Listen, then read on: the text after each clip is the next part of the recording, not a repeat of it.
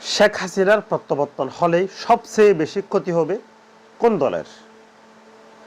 সেই প্রশ্নের উত্তর খুঁজতে গিয়েই সাবেক বিএনপির সদস্য জনাব রমিন ফারহানা সংসদ সদস্য উনি বলার চেষ্টা করেছেন সবচেয়ে বেশি ক্ষতি হবে বিএনপির। যেহেতু বিএনপি এখন রুলিংয়ে আছে, বিএনপি সরকার দলীয়, সেই জন্যই কিন্তু সবচাইতে বেশি চাপটা আসবে বিএনপির উপর। এমনকি উনি আরেকটা বাক্য উল্লেখ করেছেন, যদি শেখ হাসিনা ফিরে আসেন তখন কিন্তু বিএনপির তার দল এবং আওয়ামী লীগকে কন্ট্রোল করা, নিয়ন্ত্রণ করার সক্ষমতা বিএনপির নেই। এই জন্য কিন্তু শেখ হাসিনাকে যে ট্রাভেল পাস দেওয়ার যে একটা প্রস্তাব, সে ট্রাভেল পাস কিন্তু এই সরকার দিবে না। যদিও বা ট্রাভেল পাস চাওয়া হবে, কিন্তু এই ট্রাভেল পাসটা উনি দিবেন না। এই জন্যই যেহেতু শেখ হাসিনা যখন আসবেন তখন কিন্তু নেতাকর্মী যারা আছে তারা কিন্তু পাগলের মতো হয়ে যাবে। অর্থাৎ তারা রাজপথে এমনভাবে নামবে, তারা কিন্তু বাঁচবে নাকি মরবে সেটা কিন্তু দেখবে না।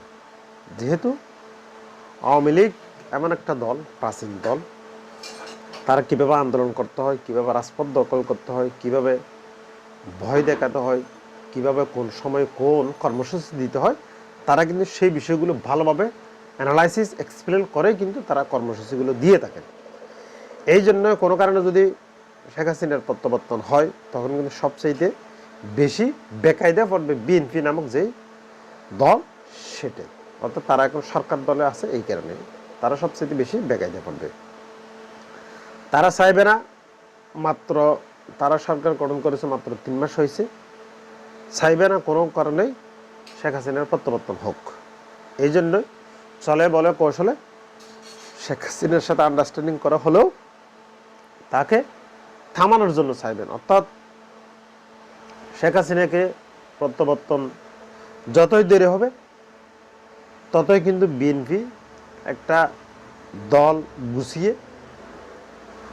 কেন্দ্র থেকে তৃণমূল পর্যন্ত একটা শক্তিশালী অবস্থান নিয়ে আসতে পারবেন।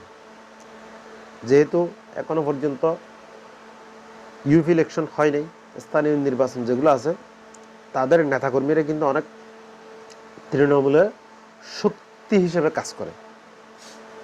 সেই তৃণমূল পর্যায়ে যদি বিএনপির 75%, 80% জনপ্রতিনিধি যদি বিএনপির আন্ডারে চলে আসে তখন কিন্তু তৃণমূলের একটা শক্তি তারা দেখাতে পারবেন। যদি কোনো কারণে সেই কাজ করতে ব্যর্থ হয় তখন কিন্তু সফল হবে না এই সরকার। শেখ হাসিনা এবং তার নেতাকর্মীদেরকে দমন করতে সফল হবেন না, তারা সবচেয়ে বেকায়দা পড়বে। অন্যদিকে জামাত ইসলামে কিন্তু একটা সুযোগের অপেক্ষায় আছে। তাদের দল বল সব কিছু কিন্তু রেডি, শুধুমাত্র একটা সুযোগ খুঁজতেছে যাতে এই সরকার দুর্বল হবে কিংবা ফটে যাবে।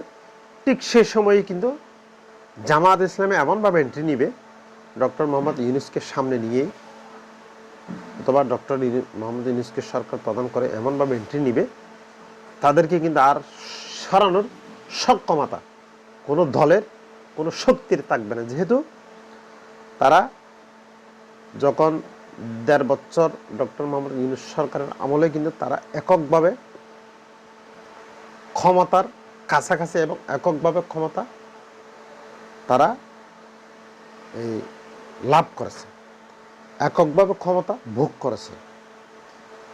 সেটা কিন্তু বিএনপির অনেক নেতারা বলার চেষ্টা করেন।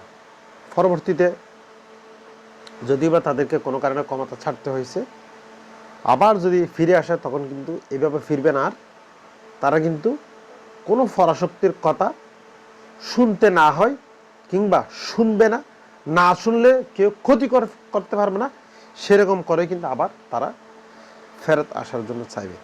একদম টপ টু বটম সব কিছু ঠিকঠাক করে আন্তর্জাতিক যে লবি আছে সবগুলো ওকে করে কিন্তু তারা আবারও ক্ষমতায় ফেরার একটা সম্ভাবনা দেখতে পাচ্ছি। যেহেতু মার্কিন যুক্তরাষ্ট্র বাংলাদেশ জামাত ইসলামের সাথে বন্ধুত্ব করতে চায়, সেরকম সংবাদ কিন্তু আমরা রয়টার্সের যে পত্রিকা আছে সেই পত্রিকাতে কিন্তু আমরা দেখেছিলাম।